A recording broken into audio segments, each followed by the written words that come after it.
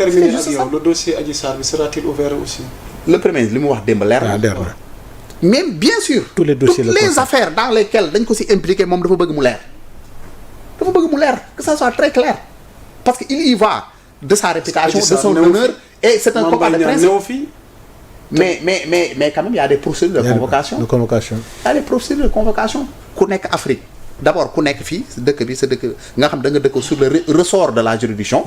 nga xam ne da nga dëkk Thiaroye nga xam ne da nga dëkk Tambacounda nga xam ne da nga dëkk Ziguinchor yëpp am na ni ab procédure code de procédure pénale lépp leeral na ko wax na nañu lay convoqué ka nga xam ne sax da nga nekk bitim réew code de procédure wax na nu ñu lay convoqué ak délai yi nga am suñu leen convoqué respecte toutes les procédures là ba mu leer na la ñoom jot nañu seen convocation wala respecté nañu procédure yi leen war a convoqué jugement bi dañ koy tëggaat te suñ ko tëggaatee justice bi day dafa wax lan la yoon wax si cas yi nga évoqué nañu tout à l'heure. Ok. Donc pour vous dire, le Premier ministre, il est dans son droit, en dehors de sa casquette de Premier ministre, de dire effectivement toutes les affaires me concernant man am naa droit wax justice na ma woo ñi ma ko seqal ñu tëggaat yoon bi parce que boobaa day simi kii ñëw toog ñu àtte suñu ko joxee dëgg xëy na suñu ko joxul dëgg moo xam ne jox ñu ko dëgg et puis la vie continue. jërëjëf c'est juste ça ñun si combat de principe boobu la nekk et le Premier ministre aussi si combat la nekk et man personnellement et ñun ñëpp on le soutient comme ni ñu ko doon soutenir bu mu nekk dans l'opposition on lui renouvelle notre soutien indéfectible dans ces combats qu'il est en train de mener. Ok alors Sanu balaa may ñëw ci beneen sujet gi ci topp ma bàyyi la nga daaneel par rapport ak ouverture dossier Sonko Adji Sarr bi bu ta évoqué wàll na ko woon ci sorteem bi. waaw mais je pense que maître li mu wax vraiment tu as vu c'est tellement clair tous les dossiers seront ouverts xam nga daw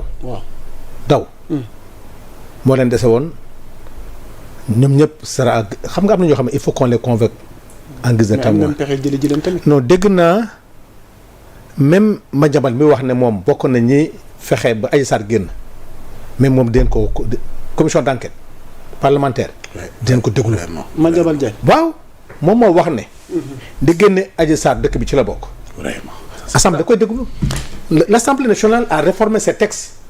c'est ça c'est fini l'Assemblée jouera vraiment sa véritable mission nee nañu même ci texte yi. la commission d'enquête bu la dégloo ba pare. am na droit transmettre le dossier au parquet. donc ce fait Madiambal a fait sortir Adji Sarr comme témoin dañ ko laaj ci yan condition da ko génne ak ban passeport da ko génne et pourquoi mu génne ko. ki may wax léegi nekkoon hérité Prodac l'ancien ministre Pape Malick Ndour la commission aussi la commission d'enquête dañ ko déglu à guise de témoin. ay annonce nga ñuy defal. non kon nañu wàcc seen bopp. déedéet xam lu tax. avec les nouveaux textes. il y a des après réforme ak nouveau règlement intérieur. le nouveau règlement xam lu tax. kon du lu war a wax ne ni non au-delà de Ousmane Sonko il y a eu des morts. Ces jeunes pourquoi ils sont morts dafa am lu ñu gëm dafa am leen Ousmane Sonko waxoon heureusement que li taxaw ñu dee ci affaire Prodac bi document boobu yàlla def na génn na. document boobu waxoon am na il faut que lumière soit faite. Les jeunes ne sont pas morts pour rien du tout. L'Assemblée nationale va jouer sa mission avant que le parquet ne s'en saisisse. La commission d'enquête installée pour loolu. muy Adji Sarr rek muy ak dossier bu mu munti doon.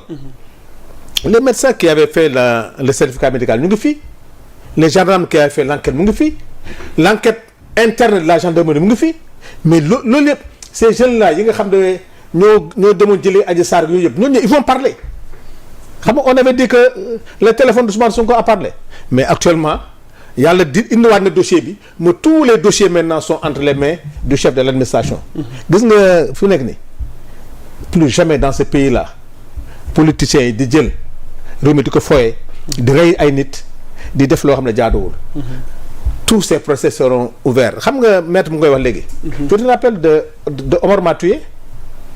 Il a été condamné tëj mais quand il a eu un élément nouveau mais le dossier a été réouvert beneen bi gis nga Sénégal il faut ñu génn ci affaire soxor ces gens là mais da ko wax rek gis nga boo demee ba ñu bëgg a nëbb tout ce que le président Ousmane a fait à travers sa mission bi mu dem Chine xam nga maître wax na fi léegi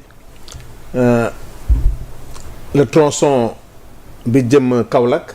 comment ça a été arrêté par rapport au taux d'endettement. gis nga accord bi ñu def ak Mercedes sénégalais xamul sax li ñu réglé lan la. tu sais que le parc automobile du Sénégal doit être renouvelé à 100%. Tu sais, El Malick, quand il est venu, la première mesure qu'on devait faire, c'est d'arrêter tous les véhicules qui ne sont pas en norme. Est-ce que xam nga bu ñu appliquons la législation en cours benn transport en commun du daw Sénégal. Ndiaga Ndiaye yi daw fii seen licence du licence su. car rapide yi. Il a promis de renouveler tout le parc automobile parce que les voitures qu'on a maintenant c'est des voitures intelligentes. Maître wax na ko au-delà de la coopération c'est les transferts de technologie et la formation.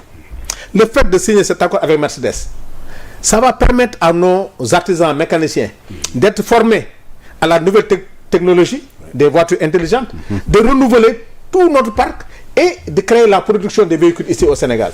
Li muy doon ci ay emploi li muy doon ci formation c'est-à-dire dañoo parti benn conférence avec le GOT à travers les Famara les Djibi.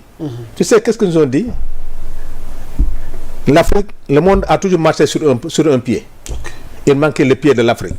Et ce pied-là, c'est Ousmane Sonko. C'est-à-dire l'Afrique, maintenant, est venue comme partenaire gagnant-gagnant avec le bloc asiatique, avec le bloc européen. C'est-à-dire, il n'est plus question que nos matières premières soient exportées. Coopération avec la Chine, nous tabaxal les stades. Avec la France, nous indi le fi. Nous indi le fi. Le TER, et le TER, quand nous gérons SNCF, nous le financer. Indi le TER au Sénégal, parce que la vitesse qu'il faut pour que le TER puisse arrêter sur une gare amuñu ko. Moo tax entretien bi mais kan moo koy entretenir que la SNCF. Cela veut dire que gars ñi dañ lay jox xaalis defal la ay conditionnels yoo xam ne c'est pour relancer leur industrie ñoom. Mais tey ñëpp xamoon nañ tey ce qu'il fallait pour le Sénégal mais c'est le train comme Dakar Bamako Dakar Niger le boucle bi ñu bëggoon par rapport à la CEDEAO ce que Ousmane Sonko président Diomaye sont en train de relancer. Moo tax c'est clair xam nga booy wax ne solution ban solution mais les solutions sont là parce que quand tu trouves dans ton budget 40% mu dem service de la dette ñu dem ba gis ne ëpp na loolu parce que les dettes cachées ñëw nañu quand tu as un budget plus de 50% c'est pour payer le service de la dette l'autre partie c'est pour payer la masse salariale l'autre partie c'est les subventions pour le mais dama ne quand un État parvient à cela bay xalaat d'autres investissements je dis que la solution était trouvée parce que le fait d'aller vers l'industrialisation le fait que nga mën a subventionner tout ce qui est semence ce qui est engrais tey nga dem ba engrais bi ngay jaay la tonne à 10 000 francs tey nga dem ci tabaski génn ci déggoo benn pénurie sinon les prix ont chuté mais les solutions sont déjà là